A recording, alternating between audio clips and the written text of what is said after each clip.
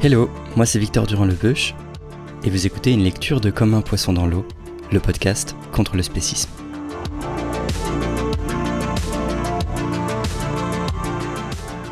Aujourd'hui, un épisode assez court. C'est la lecture d'un texte que je prévoyais d'avoir dans le podcast depuis un moment, et ce n'est pas sans lien avec une des choses dont on a parlé dans l'entretien avec Élise Desaulniers, le lien entre la lutte contre le spécisme et le féminisme. Elle nous a parlé notamment de quelques similarités entre oppression de minorités de genre et oppression des animaux autres qu'humains. Et ce sont des éléments sur lesquels on reviendra en détail dans le podcast car ils sont vraiment importants. Le texte d'aujourd'hui, qui a été publié dans l'Amorce, la revue contre le spécisme, ne porte pas sur la partie d'analyse des oppressions, mais sur l'articulation des luttes contre ces oppressions, et appelle à une solidarité entre lutte féministe et lutte contre le spécisme. Je n'en dis pas plus, le texte se suffit largement à lui-même, et il est lu par Margot, militante antispéciste.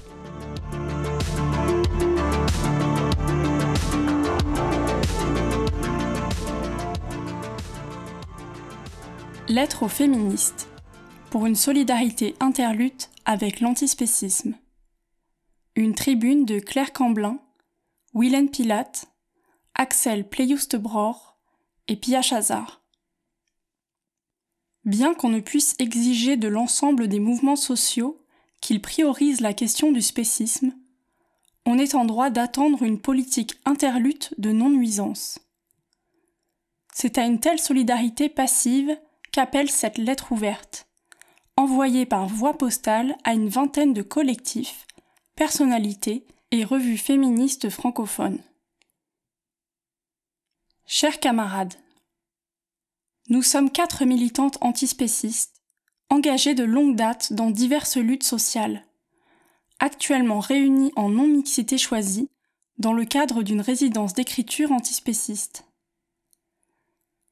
Il nous a paru crucial de vous faire part d'une préoccupation qui surgit de façon récurrente dans nos parcours militants, celle de voir la question animale négligée dans les milieux féministes.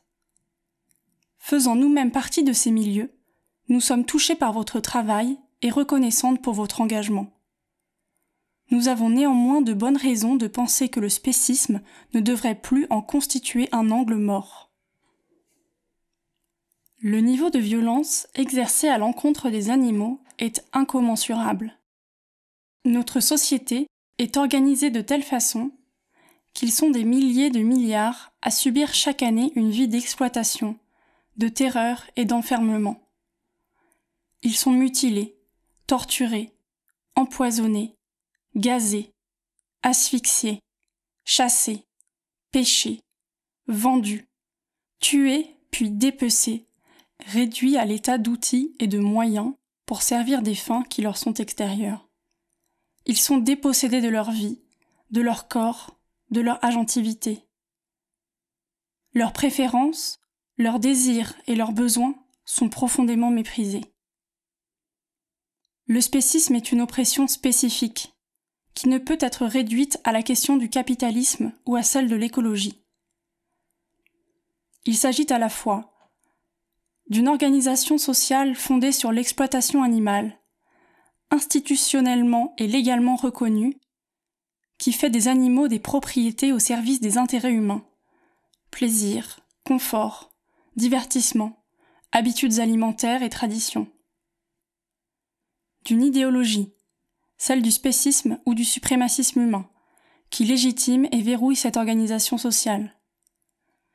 D'une discrimination basée sur le critère de l'espèce, aussi arbitraire que celle fondée sur le sexe, la race, les capacités, l'âge, l'orientation sexuelle ou la classe sociale. Cette critique du spécisme a beau avoir été formalisée dans les années 1970, force est de constater que 50 ans plus tard, elle n'a toujours pas infusé l'ensemble des gauches. En plus d'être négligée et mal comprise, la lutte antispéciste est régulièrement caricaturée, voire attaquée. Ces revendications sont absentes des grands rendez-vous de la gauche. Les quelques fois où l'enjeu est abordé, la parole est donnée à celles et ceux qui défendent le maintien de l'ordre établi, aux tenants et tenantes d'un discours d'arrière-garde, à l'instar de Jocelyne Porcher ou de Paul Ariès. Le mouvement animaliste fait face à la même rengaine qu'ont connue et connaissent toujours les féministes de la part de la gauche. À objet secondaire, lutte secondaire. Pourtant, les proximités théoriques et politiques entre nos luttes sont indéniables. Ce qui est dénoncé dans le système sexiste existe également dans le système spéciste. Nos arguments et notre projet politique reposent sur une conception de la justice sociale commune, à savoir le rejet des discriminations, de l'appropriation et de l'exploitation des corps, de la destruction physique et psychologique d'autrui. Un mouvement féministe qui fait l'impasse sur les questions animalistes délaisse des milliards d'individus. Or, au vu de la gravité de ce que vivent les animaux dans le système spéciste, nous avons une responsabilité commune à nous en soucier. Personne ne devrait rester silencieuse face à une telle violence institutionnalisée. Ce que nous proposons au mouvement féministe est l'adoption d'une posture de solidarité à minima passive, à savoir s'informer sur l'antispécisme ou reconnaître son manque d'expertise sur le sujet. Par exemple, ne pas affirmer avec aplomb ce que les antispécistes contredisent de façon argumentée depuis des décennies. Donner la parole aux antispécistes dans les projets où les questions d'égalité et de justice sociale sont abordées. Cesser d'alimenter le spécisme via des slogans suprémacistes humains. Nous ne sommes pas des animaux, nous ne sommes pas du bétail, ni viande ni objet. Ne pas réduire le sujet à une lubie de blanches bourgeoises urbaines. Cela invisibilise les antispécistes issus de groupes minorisés et silencie leur travail sur la question. Black Veganism, Disability Studies, études décoloniales. Ne pas dénigrer le véganisme ou le rendre difficile ou impossible dans les cercles de sociabilité et d'action militante. Faire de l'alimentation végétalienne l'option par défaut. Trouver des façons de s'émanciper des rôles genrés qui ne se font pas au détriment des animaux, barbecue carné ou chasse. Prendre en compte ces propositions, c'est s'assurer de ne pas agir en adversaire politique à l'égard du mouvement antispéciste. Nos luttes sont contemporaines et politiquement proches, toutes deux légitimes et urgentes. Nous appelons donc au développement d'une réelle solidarité interlutte, à un rapprochement en vue de bâtir des perspectives communes. Participation respective à nos événements, relecture et relais de nos communiqués, formation mutuelle et co-organisation de projets féministes antispécistes. Nous espérons que cette lettre marque le début d'une collaboration joyeuse et fructueuse.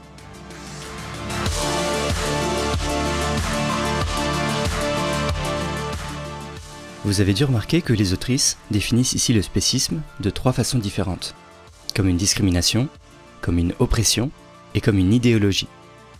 Pour le moment, j'ai utilisé ces 3 façons de définir le spécisme sans vraiment expliquer leurs différences, mais on reviendra sur ces distinctions très bientôt, alors stay tuned. Si vous êtes convaincu par les arguments de cet appel à une solidarité au moins passive entre les luttes, n'hésitez pas à envoyer cet épisode, ou simplement le lien du texte publié dans l'amorce, aux féministes de votre entourage qu'il pourrait intéresser. Un grand merci à Claire Camblin, Willen Pilate, Axel Pliust-Bror et Pia Chazard pour ce texte, et à Margot pour sa lecture. Vous pouvez soutenir Comme un poisson dans l'eau en laissant des étoiles et des avis sur Spotify, Apple Podcast et autres plateformes d'écoute, et le podcast est aussi présent sur Twitter et Instagram à @poissonpodcast, singulier tout attaché. Voilà, on se retrouve lundi prochain pour un nouvel entretien. Bisous.